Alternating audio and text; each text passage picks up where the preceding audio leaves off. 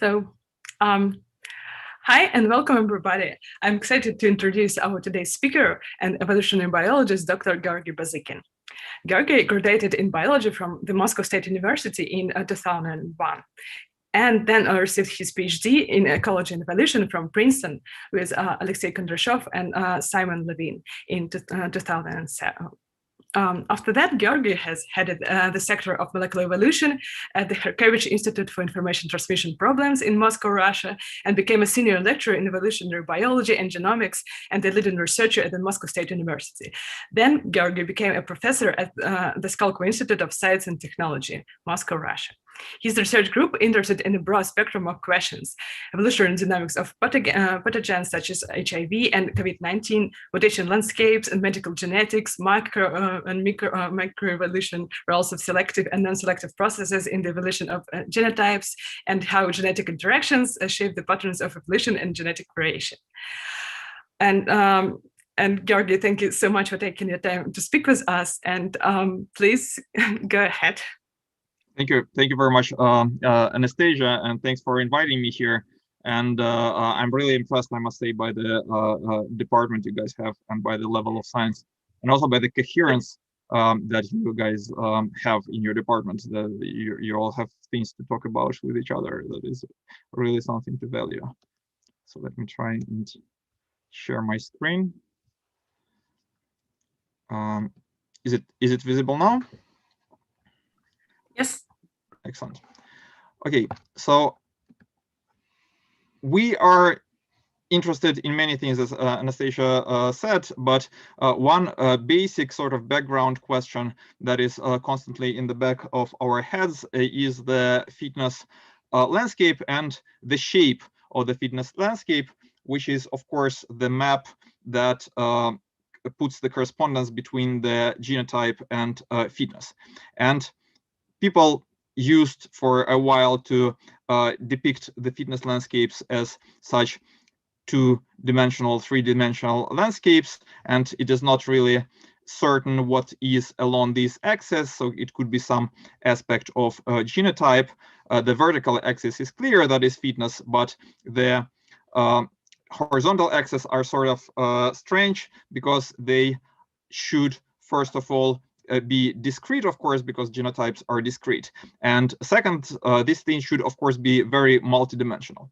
But still, even these simple renditions bring home the idea that the fitness landscapes can be smooth, in which case the change in a genotype is independent of the change in fitness due to changes in one dimension of genotype is independent of whatever you have along another dimension of genotype. So, for example, a change in one position can have the same fitness effect independent of what you can have at the other position. And if that is not the case, then the landscape can be arbitrarily rugged. And perhaps a more useful metaphor for that is that by John Maynard Smith, who used the words of the English language to, again, illustrate the idea that the same substitution, in this case, the W to G substitution, can be permitted by selection in the context of some genotypes, but can be prohibited in the context of some others. So if you have this D to E substitution in the fourth position, after that, the W to G substitution is permitted because you are still within the domain of words of English language. But the W to G substitution is prohibited because gourd is not a word in English. And one can use data from evolution and data on interspecies divergence to get a better image of what the fitness landscapes are. And in particular, one can attempt to infer the patterns of epistasis from the patterns of interspecies variation. And basically the manifestation of epistasis, like the one that this non-independence between the positions, like the one we had in the previous slide, will be as follows. The change at a single amino acid position, say between two different species, will affect which variant is the preferred one at a different amino acid position. So if that dependence is absent, the evolution will be purely non-epistatic, but any such dependence can be referred to as epistasis. And people have for a long time used, say, multiple alignments and correlations within multiple alignments between different alignment positions to infer the coevolution and to infer the interacting positions, say, in proteins. And that has been really helpful. People, for example, have used that approach to help reconstruct protein structures. So there is a lot of information in this. And one particular instance of epistasis is positive epistasis, and that is the case in which a change in fitness due to a substitution is unexpectedly high. So your gain in fitness is the fitness you end up with is unexpectedly high given the fitness of the other three variants. So if you start from this small a, small b genotype, then you can sort of predict what the fitness of the fourth combination should be based on the fitness of the other two combinations. It should be something like this. And if your fitness is then unexpectedly high, that is something referred to as positive epistasis.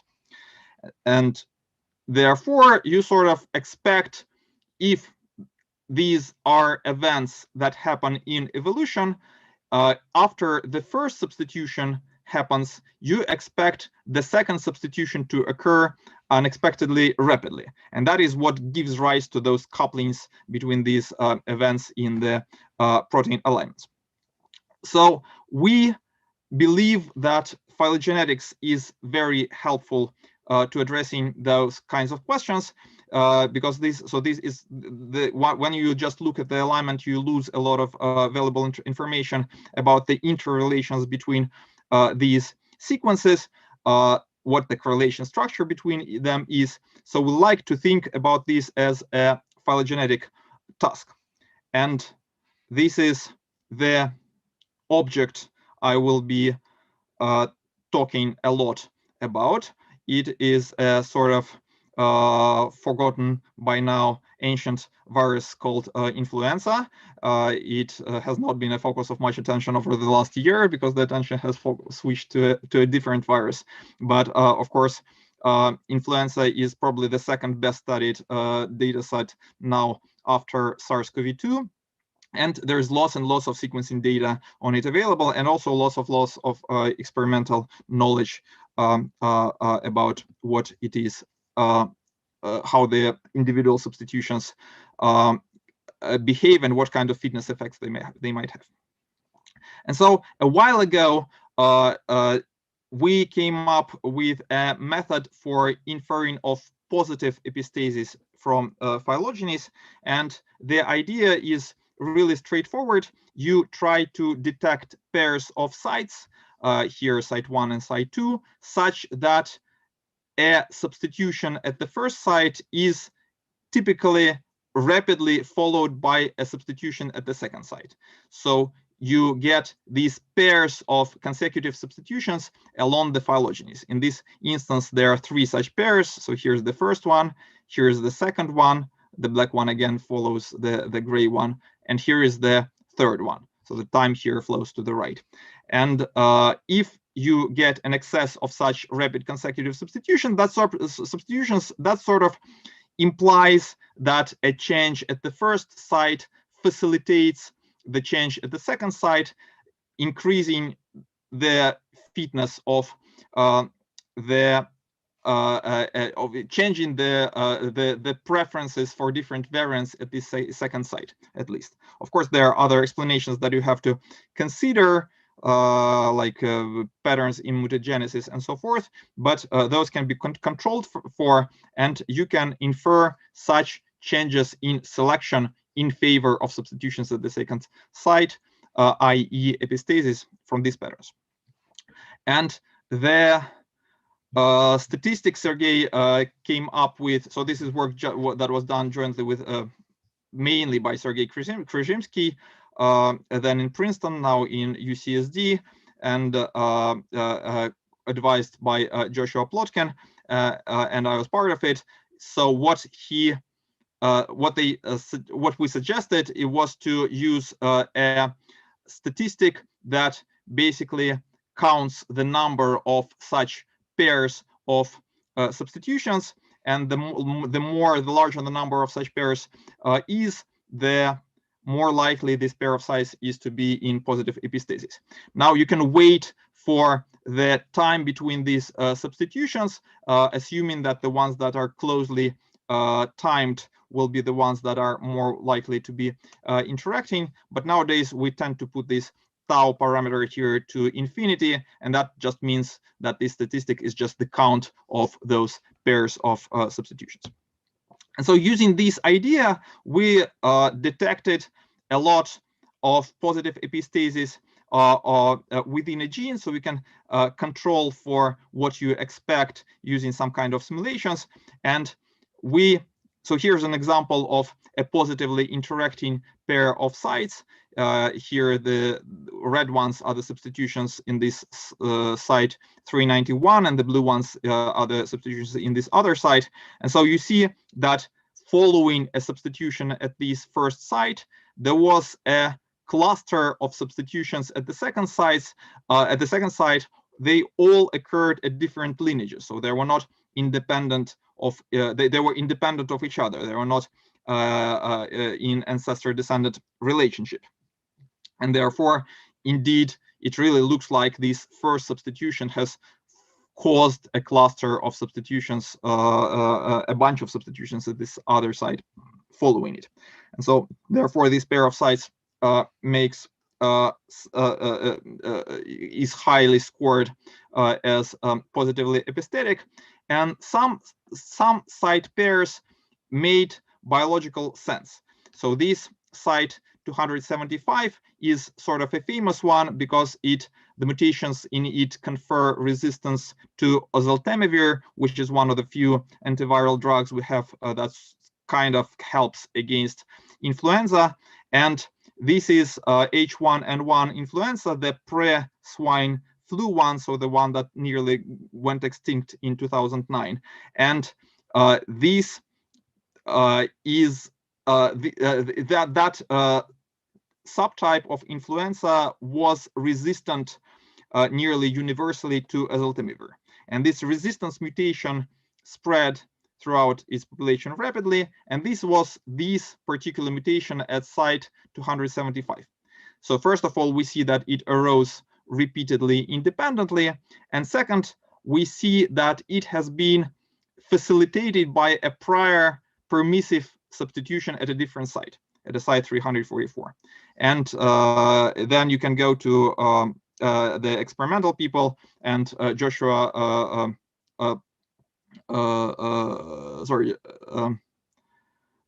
so the people in the Bloom's lab can predict the fitness effects of these mutations directly from experiments, and you can test your predictions like that. One other thing that we're interested in doing is to look at epistasis between different genes, and now we run into the problem that the influenza genome is segmented, and therefore it every now and then goes through this process of reassortment. So its segments are somewhat in some ways similar to human chromosomes, and if a cell is co-infected by two different strains, then you can get progeny that carry different combinations of these parental segments. And therefore, if you want to, you no longer can construct a single tree if you're looking at more than one gene. And we painfully reconstructed the reassortment events. So reconstructed the congruence between in this case, the trees for neuraminidase and hemagglutinin, and went through a lot of pain trying to come up with a method for inference of the ancestor-descendant relationships between substitutions in such networks as opposed to trees. And so once we did that, we actually were able to infer pairs of substitutions that were in positive epistasis between different genes. And again, this is the substitution that is causing the oseltamivir resistance in neuraminidase. And here we saw that it has actually been facilitated by a prior substitution in hemagglutinin, in addition to other substitutions in neuraminidase. And biologically, what happens there is that this mutation increases, strengthens the cleavage of budding viral particle from the host cell, and this permissive substitution increases the original binding of the virus to the host cell. So the epistasis in this instance is functional. One substitution sort of compensates, or in this case permits, the functional effect of the second one. Yes, and overall we saw that quite a large fraction, between a fifth and a third, of all changes in one protein occurred at sites that were involved in interactions with another. And basically we saw this strong web of interconnectedness of correlations causing epistasis between the influenza proteins, both within and between proteins. Now, one particular instance of positive epistasis of intergenic interactions manifesting themselves in evolution is when you get a reassortment. So from the viewpoint of an individual amino acid site, a reassortment would correspond to a sudden change in the genetic background. So suddenly all the genetic background that you used to be living on is gone, and now you find yourself surrounded by some completely novel genotype. And if these reassortment events are substantially rare, they're not that frequent, they're sort of rare, so you might have time to adapt to these reassortments by acquiring some correlational changes that sort of will make you more increase your fitness in the context of these new variants of other genes. And indeed, that is what we observed. So a typical reassortment event, here identified by this red dot, was followed closely by multiple substitutions in multiple sites of these genes. So basically, when a gene found itself against a new genetic background, it started evolving rapidly, acquiring these adaptive substitutions, adapting it this time to the genetic background at other genes. And we believe that about 10% of all mutations, in particular in neuraminidase, were facilitated by such by prior reassortments. So that is about positive epistasis. Now, conceivably, you could also look for the opposite side of the same phenomenon, which is negative epistasis. You could ask, is it possible that the substitutions at two sites do not like to sit in the ancestry descendant lineages? That would imply that the substitution at site 2 is made unexpectedly deleterious by the substitution at site 1. And so in that case, you would sort of get this kind of phylogenetic repulsion, and the substitutions will tend to sit at different lineages. So if the substitution at the gray site makes the substitution at the black site more deleterious, they will tend to repulse on the phylogenies.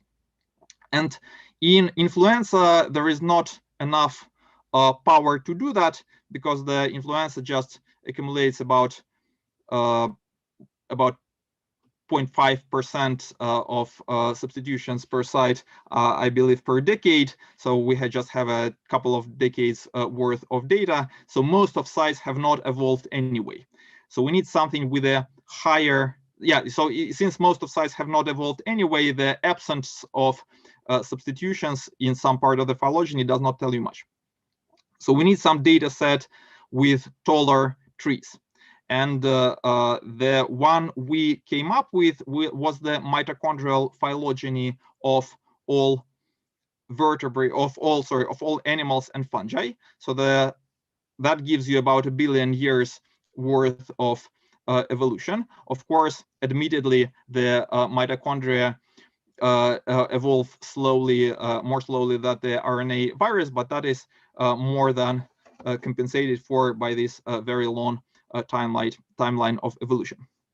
And again, we use the similar approaches to look at that, and these are the results that are just out. So we saw some sites, for example, in cytochrome B, that are involved in positive epistasis. So the yellow dots here. Okay, so this is the same phylogeny shown on two different sides of the figure, except that the substitutions at different sites are shown to the left and to the right, so as to make this figure less confusing. And the yellow ones are the substitutions that occur at exactly the same phylogenetic branch. So there is no way to tell which came first and which came second. They occur very rapidly, one after another. And you see there's a couple of those, one here and one here. And that tells you that if you have a new allele at this position, you would better have a new allele at this position as well. So there's this very strong correlation between the fitnesses at these two alleles. But here is a completely different scenario. So again, the yellow dots are the same, but the interesting ones here are the solid green and the empty green ones. The empty green ones are the ones that are leading in the pair of consecutive substitutions. So that's the first one in the pair, and the solid ones is the second one in the pair. And the black ones are the ones that are not paired with anything. And what we see here is that there are unexpectedly many black ones. You can do a statistical test, and you see that the substitutions actually do tend to repulse from one another in this protein. And again, one thing that you can do is you can map these pairs of sites onto protein structure, and what you see is that the sites that are in positive epistasis tend to form clusters within this protein structure, but the ones that are in negative epistasis tend to distinguish such clusters from one another. And that is something that you wouldn't be able to do if you just had the alignment, because from an alignment, there's no way to tell the positive epistasis from negative one. Okay, so we do have a way to infer epistasis, and we know that epistasis is important. We know that these epistatic interactions do shape what is happening in evolution, do shape substitutions, and this positive epistasis is an instance where basically an adaptive substitution is caused by some prior event within your own genome, right? So for all causes, these trailing substitutions will be adaptive. They will be favored by selection, except that this selection is due to something that has changed, not about the environment itself, but about your genome, about another site that you happen to be interacting with. But of course, that is just one part of adaptation, right? The other part is the bona fide adaptation to a changing environment. So some of the substitutions surely are adapting us to new environments that we find ourselves in. That is certainly and obviously the case for viruses, where we actually can trace what the adaptation is. But that is certainly also the case for, perhaps to a lesser extent, for the higher things such as ourselves. So now the big question is as follows. We know that there are a fraction of substitutions are adaptive, and there are estimates of that fraction. For example, in Drosophila, the usual estimate is that half of the amino acid substitutions in protein that fix in the course of evolution are fixed by positive selection. The remainder are neutral or maybe slightly deleterious. So what is it that actually causes this adaptation? Can we decipher the ones that are caused by actual changes in the environment, such as adaptation to DDT or whatever, or a global warming or a new climate in the location to which these Drosophila happen to move, from the ones that are sort of correlatory. So there might be some that are caused by substitutions elsewhere in the genome. And I think that the useful perspective here is that of a single position fitness landscape. And let me just introduce this idea. It's really, I think, straightforward and obvious. So you can have, for different positions of your amino acid sequence of your protein, the different amino acids that can occur in those positions. And you can draw a matrix of how fit each individual variant at each position is. So that sort of gives you one rendition of the fitness landscape, or the more precisely, the portion of the fitness landscape that sort of surrounds, that is one change away from your current genotype. And the ones that are currently present in the populations, the ones that are sort of the currently common variant in the population at each position, are surrounded by these red rectangles. And of course, the ones that are currently present are the ones that tend to be usually fit. So this dark color corresponds to high fitness. And you can experimentally get those kinds of figures. You can get them, for example, for fitness in each specific context.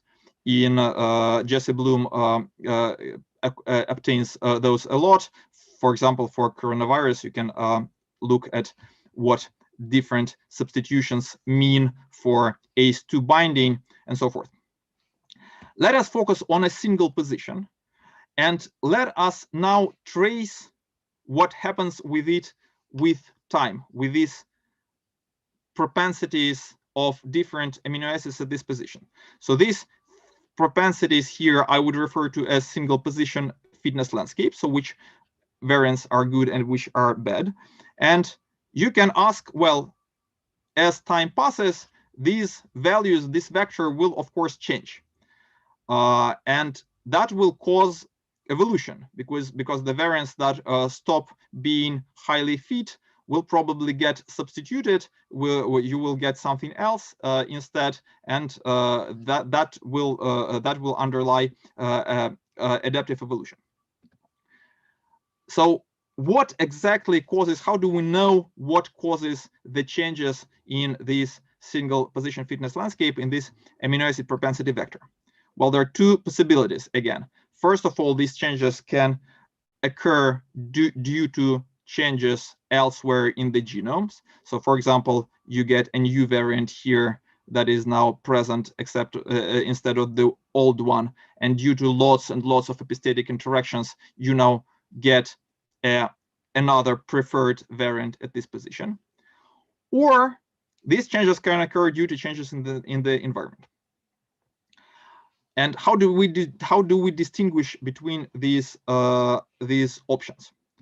Well, I will argue that you can do that using the change in the fitness of the current variant and the dynamics of the change in the fitness conferred by the variant that is currently present in the population, that is currently fixed in the population. And let me go through the logic here. So first of all, let's assume that our fitness landscape is constant and is not changing with time. And first of all, let's, for simplicity, assume that all the alleles are neutral. So the evolution is just purely neutral, purely Kimurian. And by the way, so this work has been largely done by Anastasia Stolyarova, a gifted PhD student in the lab. So of course, you can get substitutions in this neutral mode, right? So the red line will correspond to the currently present allele, and every now and then it will be substituted by something else, and new allele will be acquired. No surprises here.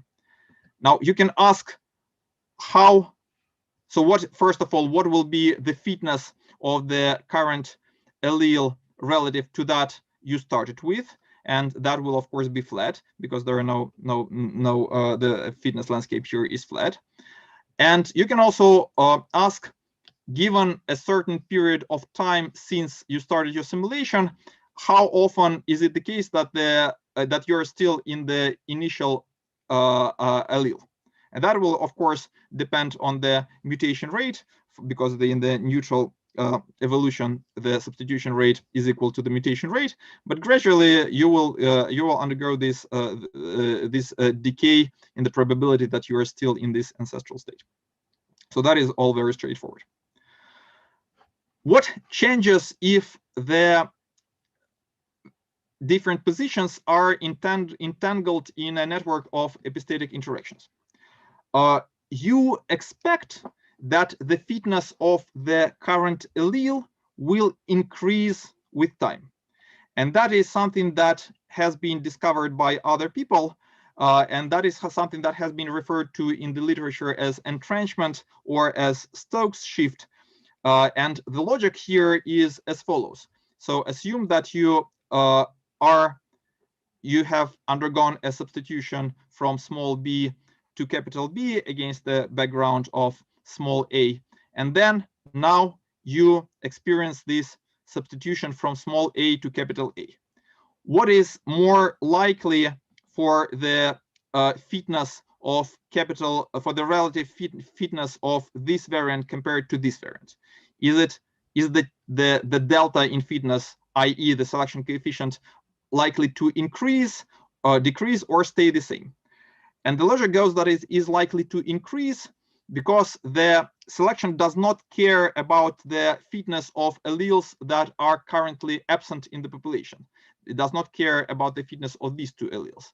This one will increase due to adaptive evolution. So you're climbing up the fitness peak. But what happens with these guys doesn't matter.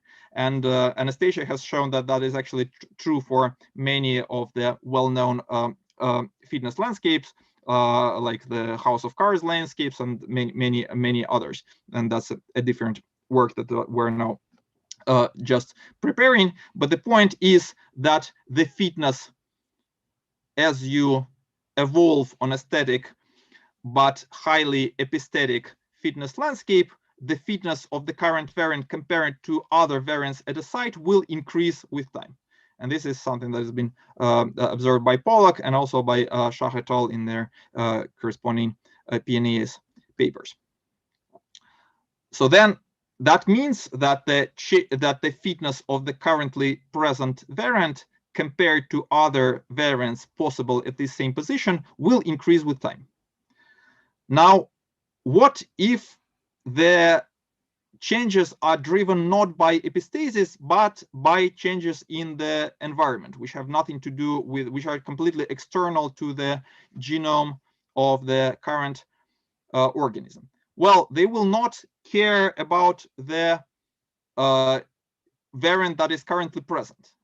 Environmental changes in the best case will be completely agnostic to our fitness landscape or the current or the organism in question, or in the worst case, they can actually conspire to reduce the fitness of the current variant if we're sort of thinking about some pattern of host pathogen in antagonism or something like that. So the currently present variant, even due to just random changes in the fitness landscape, will tend to go down. And that is the case because initially it was certainly high, right? So otherwise it would, this variant would not be fixed in the population. And so therefore a random perturbation of a fitness landscape will decrease its fitness. And therefore the fitness of the current variant due to these random perturbations of the fitness landscapes is expected to decrease, something that we termed senescence of the current allele. And again, you can model that. So we did not model the epistasis because at the time we didn't know how to, but other people have, as I've shown. But we modeled these changes in the environment. And here what happened was that there were some differences in fitness between the alleles initially. So first of all, we had this very sharp landscape with one variant strongly preferred and others having equal fitness, or we could have a gamma distributed fitness values for the different amino acids. And every now and then, we completely reshuffle the landscape so that the fitness of all the variants changed. And the red still traces the evolution. So the red is the variant that is currently fixed. And you see that in general, the newly advantageous variants tend to get fixed, even though that sometimes happens with some delay because you need to wait till the appropriate mutation comes up. But the interesting thing is this. So the fitness of the current allele relative to the initial one will drop with time. And again, the reason for that is that you start off with something that is rather good. So you start off at the fitness peak. But as time passes, just due to these random fluctuations of the fitness landscape, you are likely to find yourself at a not at a peak anymore, but someplace lower.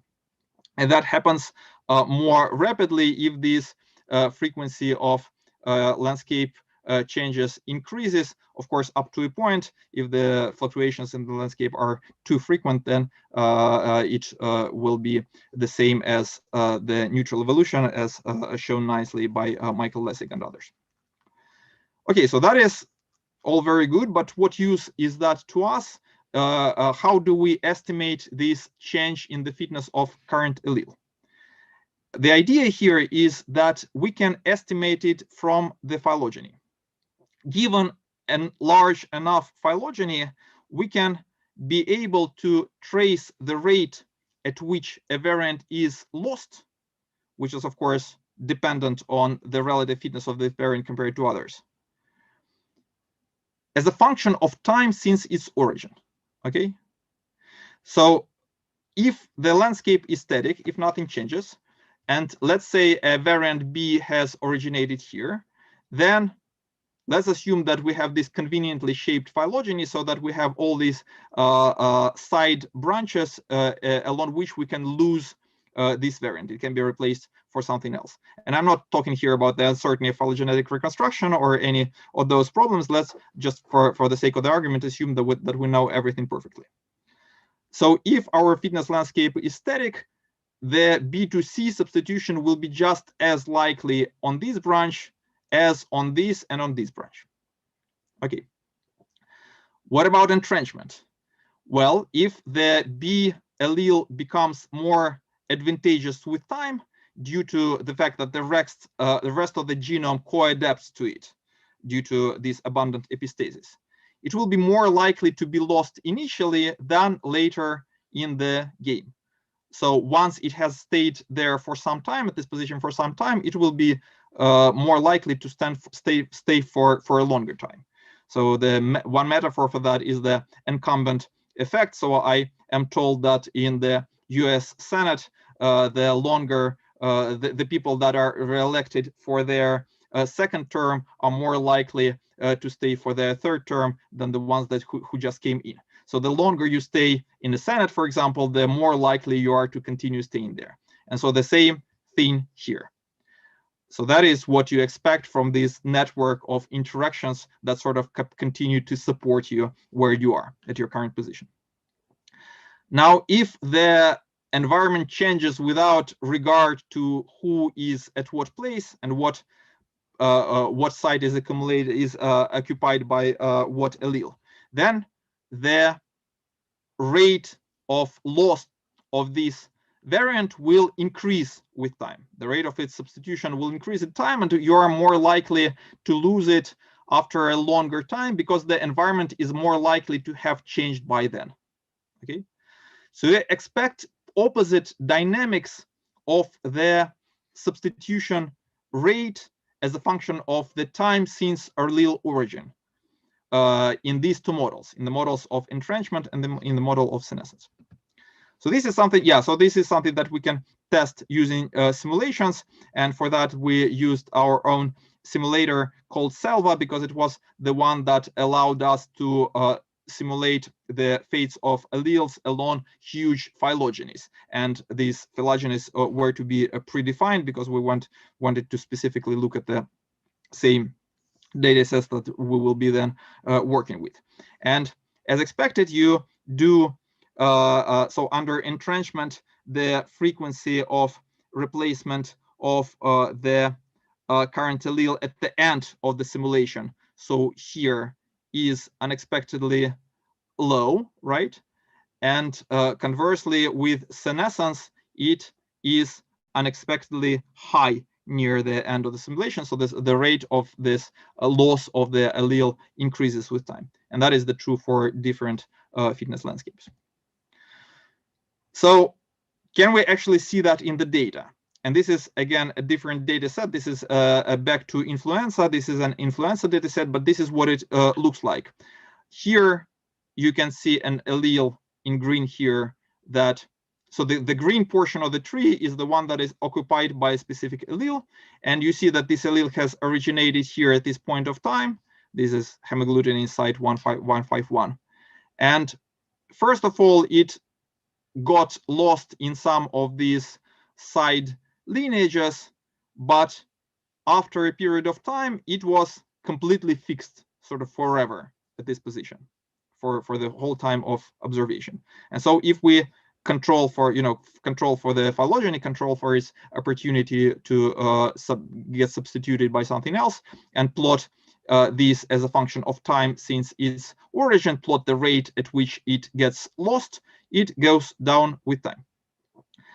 And here's another example of that, of the same things. So here the variant is lost rapidly initially, but after a while it gets almost fixed like an incumbent.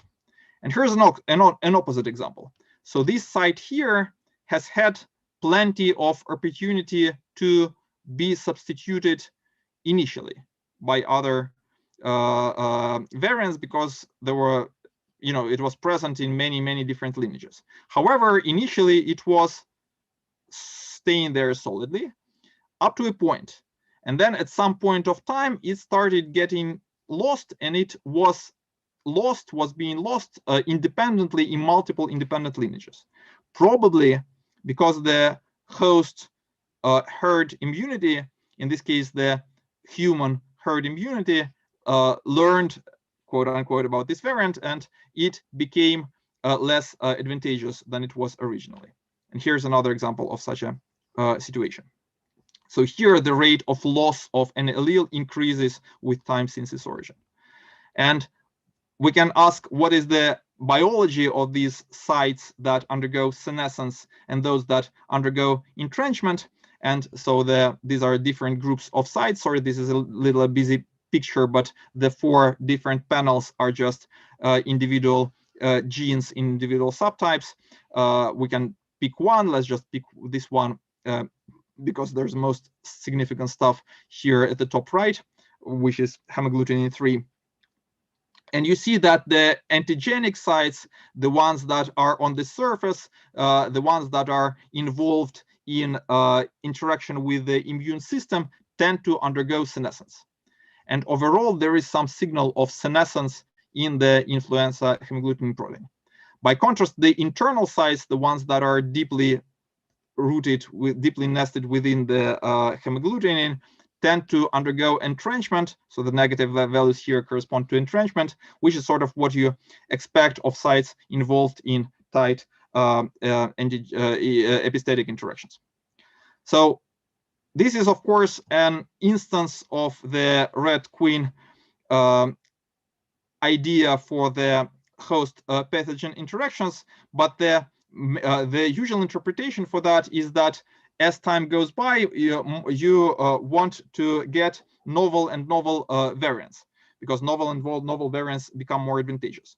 But so there is another side to this same metaphor, which is as time goes by, the previously existing variants become more and more deleterious and are more and more likely to get lost. So this is sort of another facet of the same phenomenon. And then we can apply the same ideology to the real things, the vertebrates and Drosophila, the real animals. And Anastasia has come up with an ABC-based method for trying to understand well, which categories of sites undergo senescence and which undergo entrenchment, again, based on these phylogenies. So these are more moderately sized phylogenies.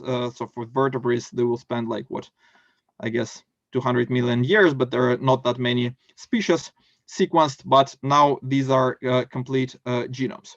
And what you see here is that the sites under, okay, so the vertical axis is the coefficient corresponding to entrenchment or senescence. The positive values are entrenchment and the negative values are senescence. And the horizontal axis in each panel is the fraction of alleles that have undergone such entrenchment or senescence, the rest of the alleles having no effect, having no temporal dynamics of fitness. And you see that in negatively selected sites, the entrenchment strongly prevails. So basically that means that all sites are strongly entrenched. That means that the substitutions do get more deleterious with time, with time since the moment that the variant has first come up. So this is actually also new. No one has seen that from phylogenies. The neutral sites are sort of in the middle, but the positively selected sites, among the positively selected sites, those with with omegas with DNDS values larger than 1, you see that there is senescence going on. So it's not just that the DNDS at these sites is high, it is also that the alleles that are sitting there get more and more likely to be replaced with time. So some take-home messages for this: epistasis is, of course, a prevalent force that shapes evolution, and it is prevalent at conserved sites in all domains of life, both if you look at influenza virus and its mitochondrial genomes of animals, and on the whole genomes of, say, vertebrates and insects. You see a lot of large trace of epistasis in these dynamics of different alleles, but senescence is prevalent at these rapidly evolving sites that are responsible for adaptation. And seems like this decrease in the favor of in the benefit conferred by a long existing allele under this positive selection mode has not been described before. Okay, so this is the closest we have to a lab photo. This so much of the work has been done by the people here. This is pre-COVID, no masks. Anastasia Stolerova did the senescence entrenchment analysis in the context of higher animals and the simulations associated with that. Anfisa did the work on influenza. Alexei Neverov was actively involved and actually the first author on the influenza projects, specifically those about inference of epistasis. And Ksenia and Galia were involved in phylogenetic analysis, much of which I did not have time to talk about today. If you're really adventurous, come to Moscow. This is Caltech, where I work. We now have a nice campus, and lots of things about it are competitive, at least by European standards. So if you are interested, talk to me more about that, and I will be happy to take questions if you have time for that. Georgii, thank you so much for the amazing talk. So does anyone have any questions? Please unmute yourself or ask them in the chat. I have a question. Cool work, by the way. It was really neat. I was wondering if you looked for like interesting site proximity patterns for epistatic variants or putative epistatic variants. Like you might imagine that negative epistatic variants might be enriched in like stem structures for RNAs, things like that. Yeah, we didn't look at RNAs. We just looked at proteins. We didn't do that analysis for RNAs. That would actually be a really interesting thing to do. None of that has been done for RNAs, and arguably in RNAs these patterns associated with epistasis should be even stronger, because I mean it's at least they're more straightforward at least. But in proteins we do see that the positively interacting sites are sort of adjacent to each other in the 3D structures, and in the mitochondrial OXPHOS study that just went out, we actually see that there are sort of these clusters of interacting sites, of positively interacting sites within those proteins that are sort of separated from one another by negative epistasis interactions. And we're not really sure what to take out of it. So they're like, these guys are positively interacting, these are positively interacted, but they are mutually negatively interacted. Right. Interesting. So the positive interaction makes sense, but if someone asks me, I would probably say that the negatively interacting ones will be also spatially close to one another, because you expect any kind of interactions increase with spatial proximity. But that is not what we find. So that is a bit of a mystery right now. That's something I don't understand. Cool. I had a question. So, see me. Thanks. That was a great talk. So I was thinking, as you were talking a lot about the importance of the fitness landscape in determining epistasis. So with flu, I was curious: is there any sense of like how, on what timescales the fitness landscape is changing? Because you can imagine, transmission to a new host, that's a big change. It's going to alter, say, zoonosis from a pig into a human. But like maybe on seasonal timescales, like as environment's changing, or maybe as you said, as local populations are becoming immune, is there any sense in how rapidly that's changing in natural, flu infections? Well, I think kind of our broad question. Yeah. So first of all, okay, so there are two different parts to that. First of all, the changes can be due to epistasis, and that is the changes at a single position fitness landscape. But of course, the entire landscape stays the same. You just walk along it, right? What is good and what is bad at the single position changes, and that of course changes on the time scale at which the evolution occurs. Because if you get a substitution here, then something else can become beneficial here. But if we're thinking about the actual selection imposed by host immunity and stuff, well, I don't think there is good data on that. So I think our patterns of senescence are one source of data on that. But, well, we do have to introduce new vaccines every like 3 to 5 or 2 to 3 years for influenza.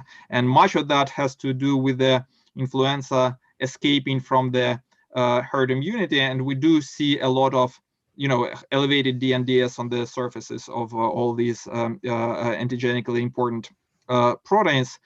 So I would say that things do change for individual sites, at least at the time scales of years. Yeah. Thank you. Hope that answered your question.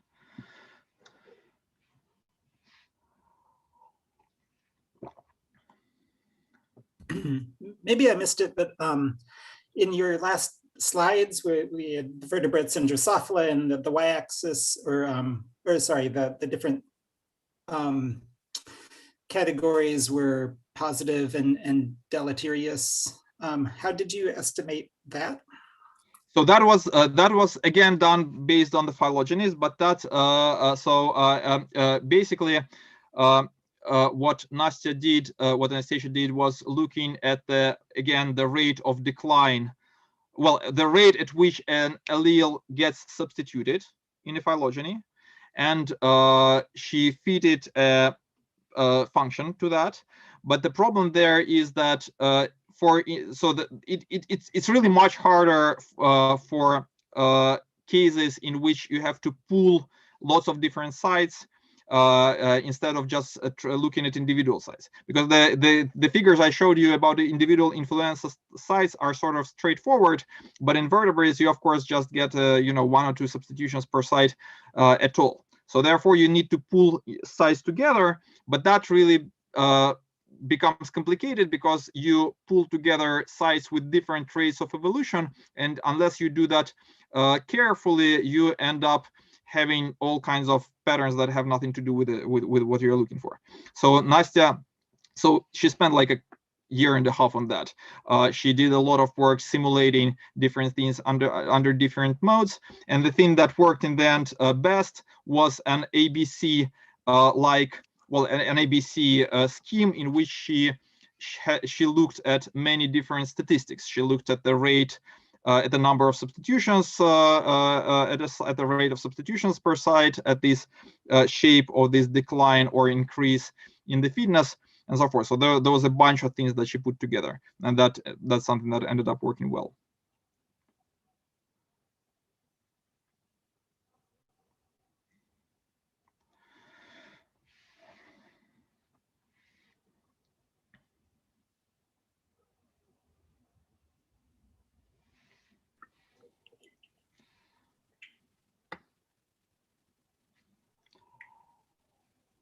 Any more questions?